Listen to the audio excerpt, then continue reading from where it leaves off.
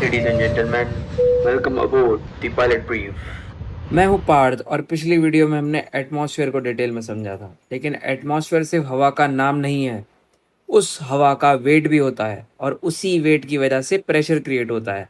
और बिलीव कीजिए, अगर प्रेशर को अच्छे से समझ लिया तो high pressure, low pressure, wind, altimeter, QNH, QFE सब कुछ बहुत ईजी लगने लगेगा। तो चलिए प्रेशर को बिल्कुल जीरो से समझते हैं।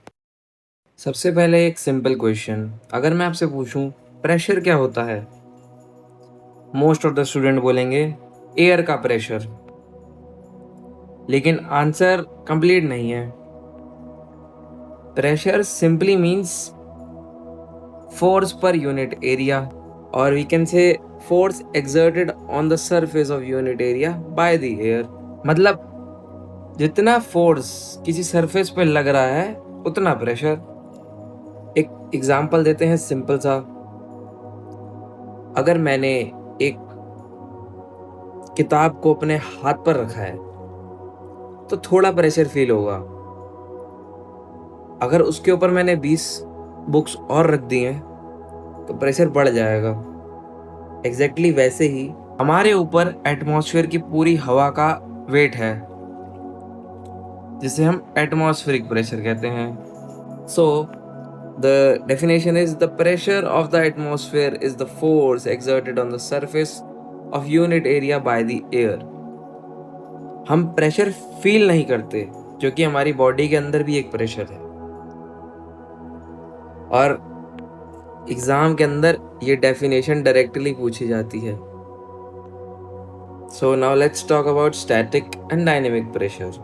अब प्रेशर दो टाइप के होते हैं। स्टैटिक प्रेशर जब एयर बिल्कुल स्टिल है, मतलब एयर इज स्टैटिक प्रेशर।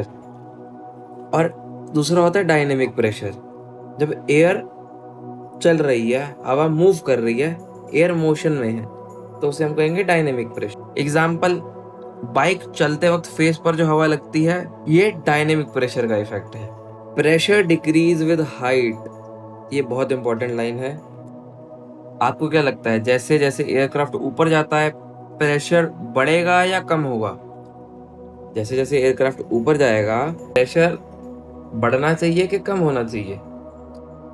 तो यहाँ लिखा ही है pressure decrease with height. Correct, pressure decrease होता है। एग्जाम्पल, सी लेवल पर पूरी एटमॉस्फेयर आपके ऊपर है, लेकिन 30,000 फीट पर एटमॉस्फेयर का बहुत बड़ा हिस्सा नीचे रह गया है, तो प्रेशर कम हो जाएगा। अगर आप सी लेवल पर हैं तो एटमॉस्फेयर का बहुत सारा हिस्सा आपके ऊपर प्रेशर लगाएगा, पर अगर आप 30,000 फीट पे ऑलरेडी हैं तो नीचे वाला, जो 30,000 के नीचे वाला प्रेशर तो नहीं लगेगा ना, सिर्फ ऊपर वाला लगेगा, तो प्रेशर कम हो जाएगा। ऐसे एग्जाम्पल लग सकते हैं आप। ये प्रेशर मेजर होता है एनारॉइड बैरोमीटर से या मरकरिक बैरोमीटर से। यूनिट इसकी हेक्टापास्कल या इंचेस ऑफ मरकरी है। और हाँ, DGC एग्जाम में एनारॉइड बैरोमीटर ज्यादा पूछा जाता है। यही क्वेश्चन आता है कि प्रेशर किससे मेजर होता है? Aneroid barometer. और ये यूनिट दोनों बहुत ज्यादा इंपॉर्टेंट है, hectopascal and inches of mercury. Europe और इंडिया में हेक्टोपास्कल यूज होता है और USA में इंचेस ऑफ मरकरी यूज होता है। या ऐसे आप याद रख सकते हैं। So pressure changes with height, I told you that above. MSL पे और एक ये इंटरेस्टिंग ऑब्जर्वेशन भी है कि प्रेशर हर जगह कांस्टेंट नहीं होता है, तो उसका चेंज ऑफ प्रेशर भी हर जगह कांस्टेंट नहीं होता है, वो हाइट के साथ चेंज होता रहता है। ये एक इंटरेस्टिंग ऑब्जर्वेशन है। सी लेवल पर 27 फीट ऊपर जाने पर प्रेशर 1 हेक्टापास्कल कम हो जाता है। और अगर हम जैसे 20,000 फीट पर, अब सेम 1 हेक्टापास्कल के लिए हमें 50 फीट जाना पड़ेगा, और 40,000 फीट पर हमें 100 फीट जाना पड़ेगा 1 हेक्टापास्कल कम करने के लिए। अब इसका यह है कि क्यों ऐसा क्यों होता है? क्योंकि नीचे एयर डेंस होती है और ऊपर जाते जाते एयर की डेंसिटी कम हो जाती है। अब अब हम आते हैं प्रेशर ऑल्टीट्यूड टेबल पर। ये DGCA का most of the favourite topic है। मोस्ट ऑफ ये आपको याद ही करना पड़ेगा, इसकी ट्रिक्स है नहीं। एक ही ट्रिक है कि 300 हेक्टापास्कल पे 30,000 फीट होता है। एट 850 हेक्टापास्कल अप्रोक्सीमेटली 5,000 फीट होता है। 700 हेक्टापास्कल 10,000 फीट। 500 हेक्टापास्कल 1800 फीट। 500 हेक्टापास्कल 1800 फीट। यहाँ पे प्रेशर ऑलमोस्ट हाफ हो गया है, देखें तो आप। और ये एक लाइन आप याद रख लीजिए, आपको याद रह जाएगा कि 500 हेक्टापास्कल पे प्रेशर हाफ हो जाता है 18,000। ऐसे ही आपको सारे याद रख लेने हैं, मोस्ट ऑफ द टाइम ये पूछे जाते हैं। अब हम बात करते हैं डाययूरिनल वेरिएशन ऑफ प्रेशर। प्रेशर दिन भर कांस्टेंट नहीं रहता। प्रेशर दिन भर कांस्टेंट नहीं रहता।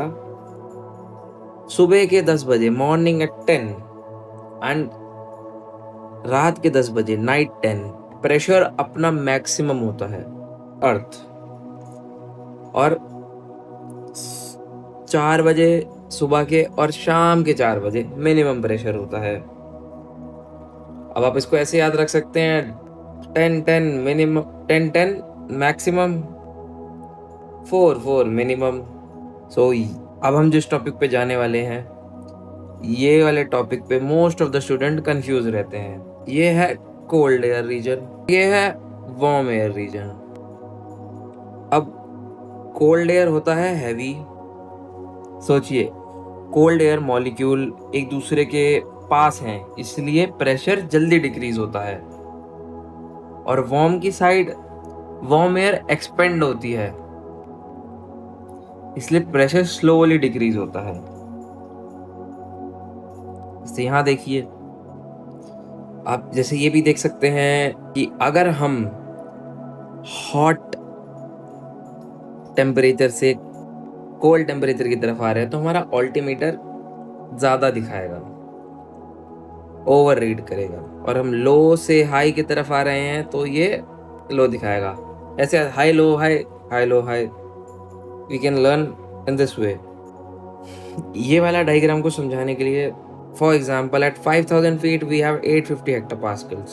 850 at the same 5,000 feet in cold air, our barometer will show 700 hectopascal. And in warm air, at same 5,000 feet, our barometer will show 900 hectopascal. क्योंकि cold air heavy होती है, so वो नीचे पुश कर देती है, और warm air expanding होती है तो वो ऊपर पुश कर देती है। So these are some important points. You can learn this even. Pressure lab state is steeper in cold air than warm air. क्यों? क्योंकि ये heavy होती है, इसलिए steeper हो जाता है। Pressure at height is less in cold air than warm air. ये मैंने आपको भी ऊपर समझाया। Pressure at the surface is more in cold air. क्योंकि heavy होती है, ज़्यादा pressure लगाती है। Simple. In warm air, surface pressure bulges up. क्यों बल्ज अप होता है? क्योंकि एक्सपेंडिंग होती है। Altimeter will show more height in cold air. Pressure get half at 18,000 feet. So आज हमने प्रेशर का फाउंडेशन बना लिया है। अब नेक्स्ट वीडियो में हम QNH, QFE, pressure gradient, high pressure, low pressure, cyclone, anti cyclone, और फाइनली समझेंगे कि विंड एक्चुअली बनती कैसे। बिलीव मी, ये नेक्स्ट वीडियो और भी इंटरेस्टिंग होने वाली है। अगर आज का सेशन हेल्पफुल लगा हो तो वीडियो को लाइक ज़रूर करें, और अगर आप DGCA CPL ATPL प्रिपरेशन कर रहे हैं तो द पायलट ब्रीफ को सब्सक्राइब करना मत भूलना।